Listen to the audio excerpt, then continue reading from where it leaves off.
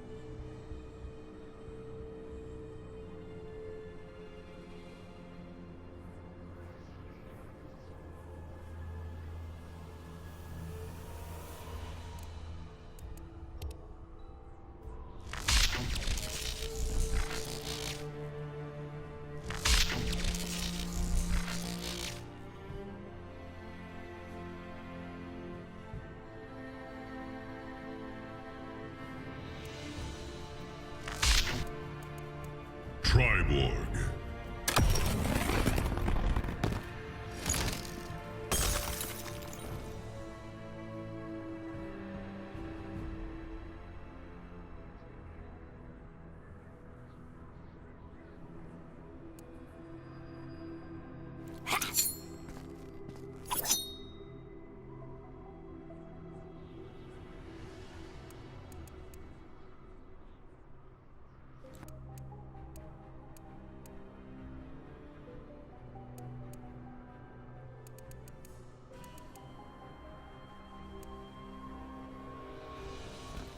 Kung Lao, Jax,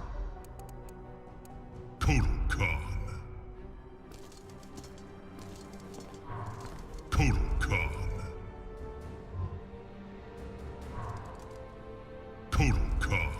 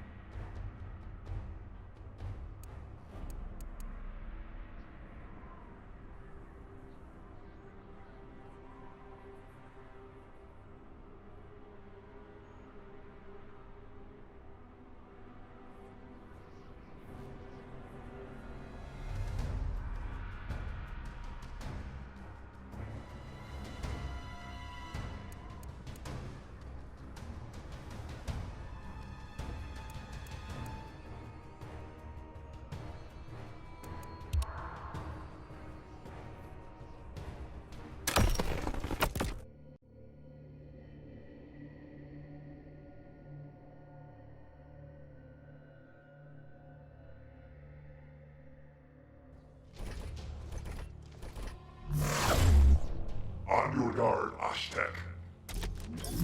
Is this how you greet an emperor? Titles mean nothing to me. Round 1. Fight!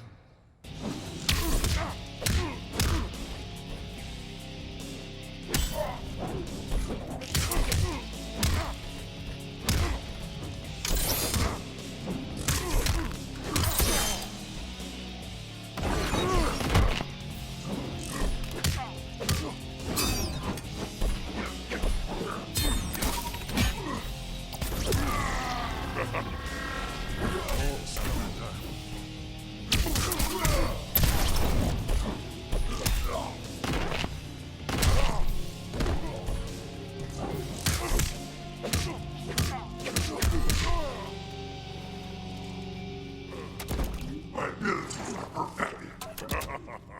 Round 2. Fight!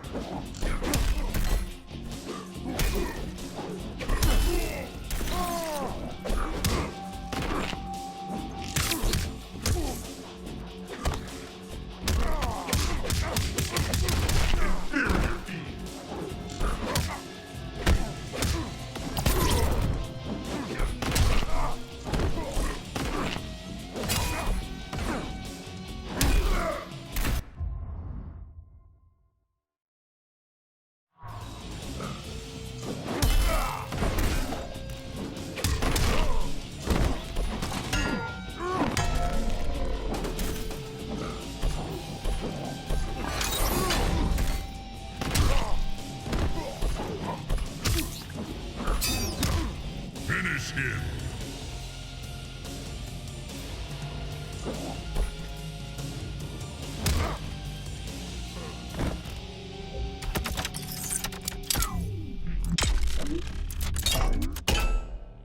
Triborg wins.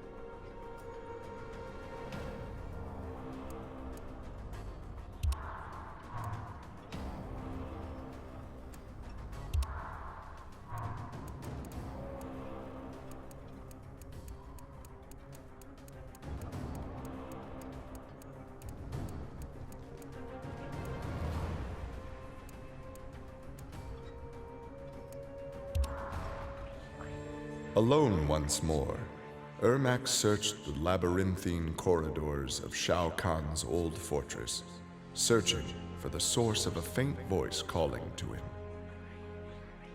Suddenly, a wisp of dust brushed his chest, wrenching free one of his many souls.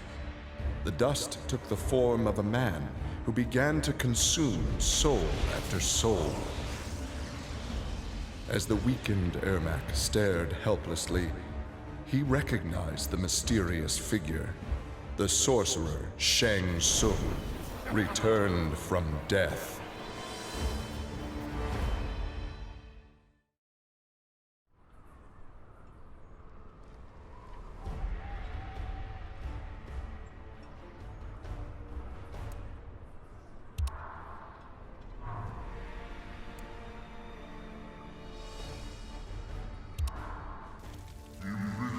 For many years, Farah and Tor were a symbiotic pair, as is natural with their species. But that bond was broken when Farah came of age and began the Great Transformation. Farah Tor returned to the Tarkatan Wastes, where Farah began her metamorphosis. The process took an agonizing 3 outworld years, during which time Tor withered and died. Now a brute, Farah will be chosen by a rider. A new symbiotic pairing will be forged, and new battles will be won.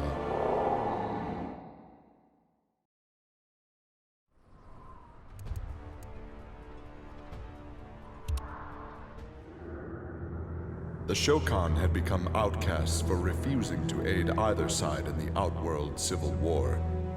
But with the conflict over, Prince Goro decided to re-enter the political landscape.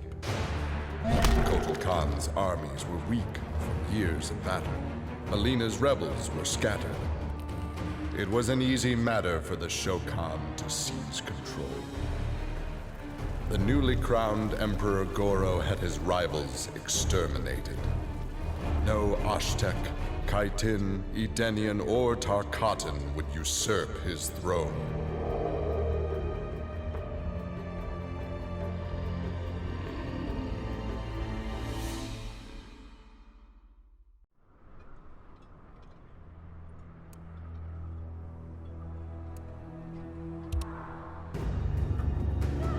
Like Scorpion, Jason Voorhees was a revenant. A vengeful spirit returned to life. Hundreds had fallen victim to his bloodlust. Liu Kang, now ruler of the Netherrealm, took notice. An immortal killer like Jason would be useful in his plans for conquest. He drew Jason into the Netherrealm and offered him an endless bounty of slaughter in return for his allegiance. Jason's simple reply was to destroy Liu Kang.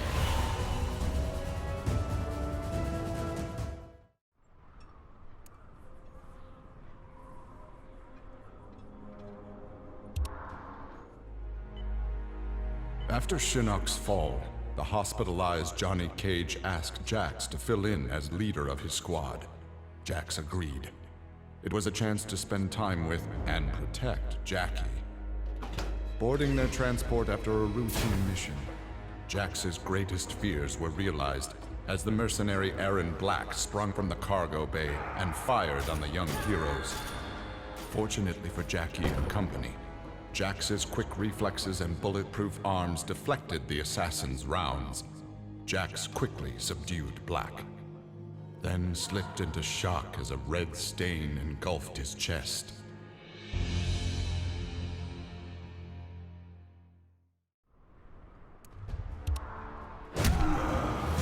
Johnny Cage's life had turned out to be stranger than any science fiction film, but he knew the final scene was approaching. With Raiden's direction, Johnny was able to sail to Shang Tsung's abandoned island fortress, where his adventure had begun, to contemplate his future. Amid the rubble, Johnny found an ancient tome. Its pages revealed that Shang Tsung had unraveled the secret to Edenian long life. Johnny Cage's retirement would have to wait.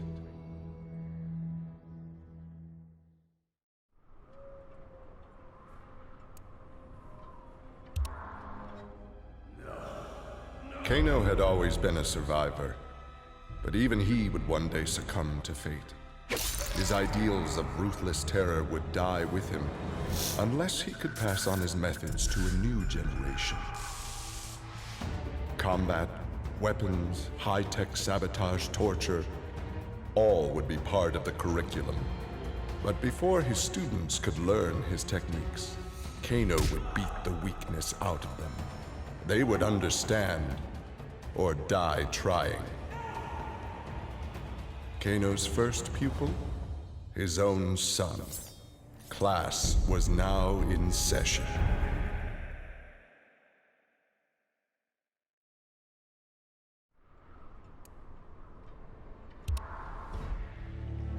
Having defeated Shinnok, Kenshi joined Takeda on his quest to avenge his mother Suchin's murder.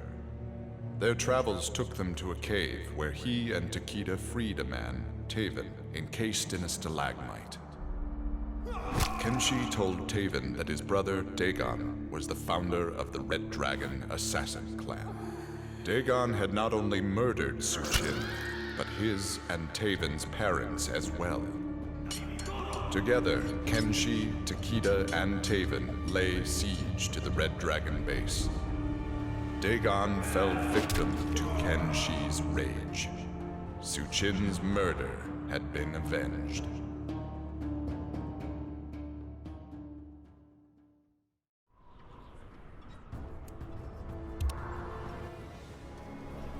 Kitana found herself walking the streets of a magnificent, shining city. This was Edenia, a realm freed from Outworld, and Kitana was its beautiful queen. This was the timeline unaltered by Raiden. Earthrealm had been destroyed by Shao Kahn, but Kitana had survived Armageddon and united the other realms to destroy him. Long-lasting peace was the result. Kitana awoke from this vision to find herself in the Nether Realm. She was not the queen of Edenia, but a revenant of hell, and she hated Raiden for it.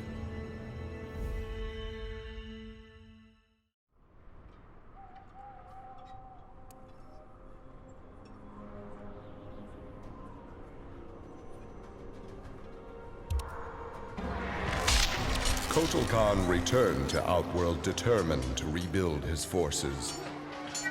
But Raiden defeated him in a surprise attack and claimed dominion over Outworld. Desperate, the Emperor called upon the Elder Gods to aid in preserving his sovereignty. They granted his request, invoking the most sacred of contests. Now, once every decade, Kotal Khan must enlist his greatest defenders to face Raiden's challengers in mortal combat.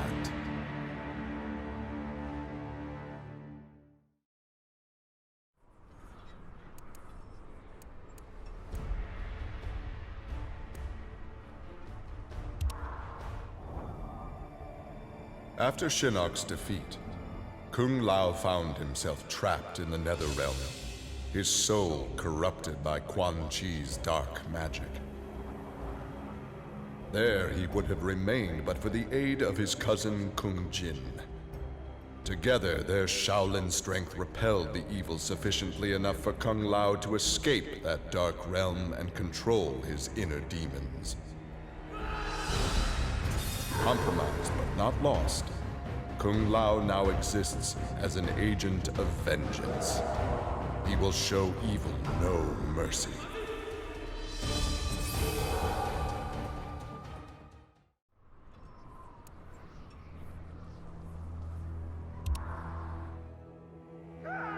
Leatherface had cut down the old man in the strange outfit. Maybe now that he was dead, the pretty yellow-haired gum-chewing girl would notice Leatherface. Putting on his fanciest mask, Leatherface found the army camp where the pretty girl could be found most days. He had to cut through a few guards and more than a few of her friends to get to her, but it was worth it. He pulled out the old man's face, which he'd saved for the girl as a present. The girl didn't want the present, and she wasn't being nice. So Leatherface chopped her into tiny pieces for Drayton to use in his chili. He then took off his mask and set to work on the girl's face. If she wasn't going to be his girlfriend, she could be his in other ways.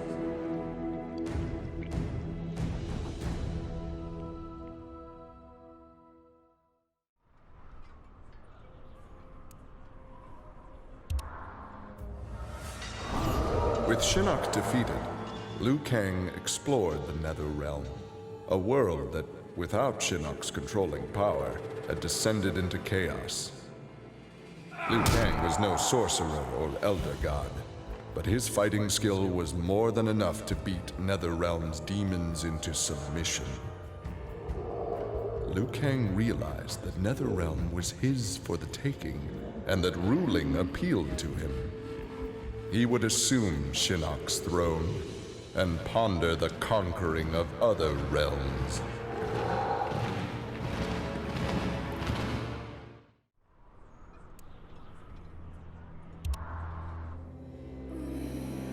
Overcome with exertion, Melina collapsed and felt her soul gliding through the ether.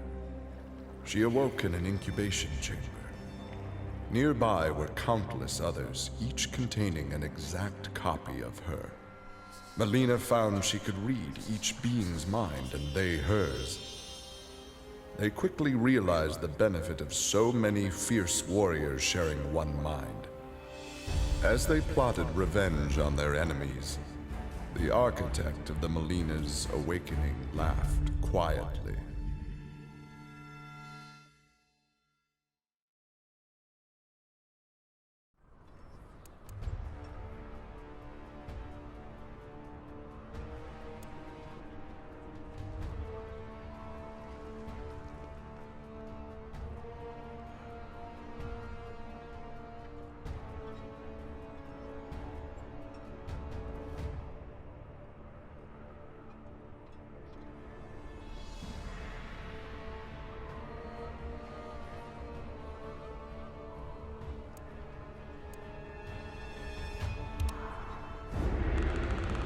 This world called Earth produced many worthy opponents, which made for excellent sport. Some possessed a power previously unknown to the Predator's race, sorcery. The Predator sought to harness this new power for use in his conquests. He analyzed a trophy from a recent battle and eventually discovered its secrets. With the power of sorcery, the Predator was unstoppable and decimated whole worlds single-handedly. He had become the apex predator.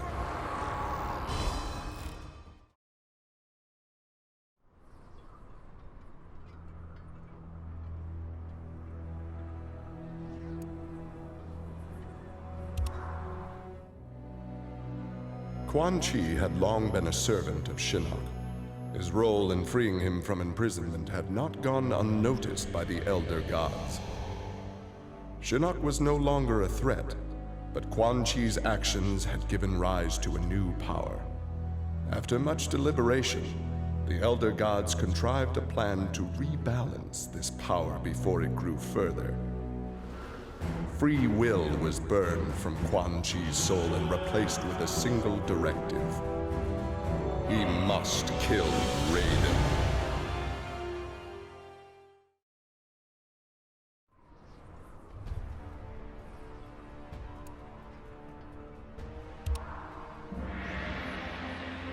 After millennia of fending off Earthrealm's enemies, Raiden began to wonder if defense was the best path to peace.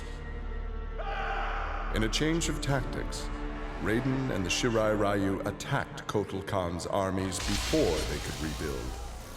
They decimated the Emperor's forces, leaving Outworld at their mercy. The victorious Raiden claimed dominion over Outworld. The first of many threats to Earthrealm had been removed.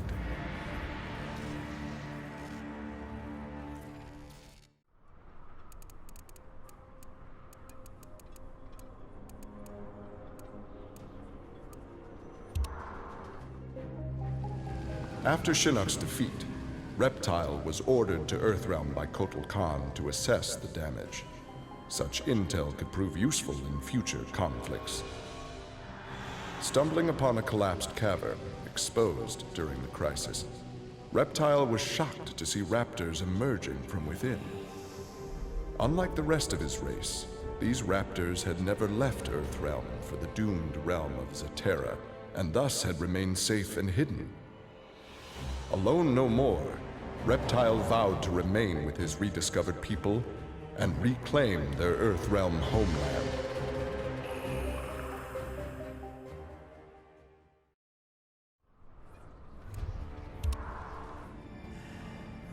Remorse for his role in resurrecting Shinnok weighed heavily upon Scorpion's soul.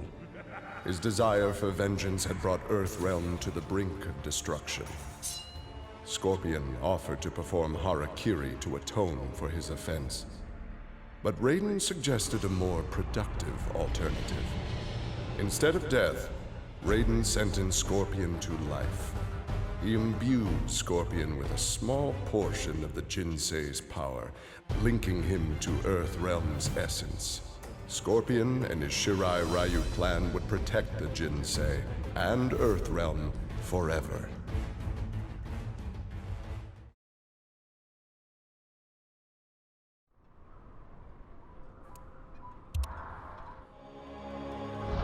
Earthrealm belonged to Shinnok. It became the staging area from which he would finish his war on the Elder Gods, which began eons ago. The Elder Gods had lied to the denizens of the realms. They were not individual beings, but merely parts of a greater collective known as the One Being. Shinnok would merge the realms and awaken him. Whole once more, the One Being devoured the Elder Gods. Shinnok watched with satisfaction. This reality had finally come to an end.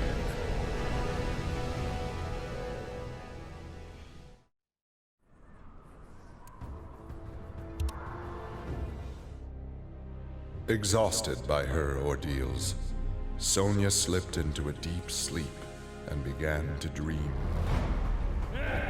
Kano held Jax and Cassie hostage. He made Sonya choose who would live and who would die. Seeing no way to free them both, she chose Cassie and screamed as Kano killed Jax before her eyes. Still screaming, she was awoken by Johnny. He had horrific news. Jax was dead by an assassin's bullet.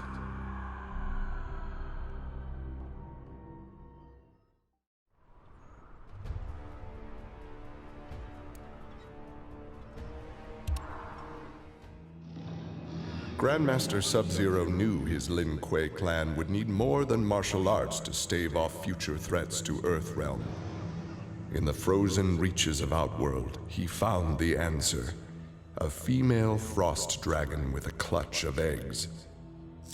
With his ability to freeze, Sub-Zero hatched the dragonlings. They accepted their Lin Kuei masters and their training as combat mounts.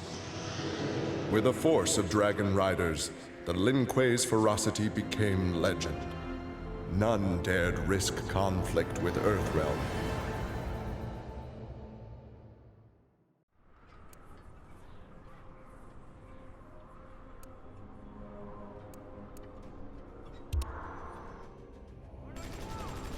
After destroying Shinnok, Triborg turned his attention to the Special Forces.